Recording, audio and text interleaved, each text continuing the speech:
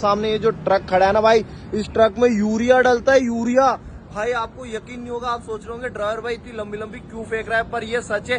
किसी भी ड्राइवर भाई से पूछ लेना, भाई इस गाड़ियों में यूरिया डलता है। और यूरिया कहाँ डलता है आप देख सकते हो, ये जो टैंक है ना भाई, इस टैंक में यूरिया डाला जाता है। और भाई मैं आपको बता दूं यूरिया क्यों डलता है, इसका क्या रीजन है। इसका रीजन है भाई, यूरिया डालने से प्रदूषण कम होता है।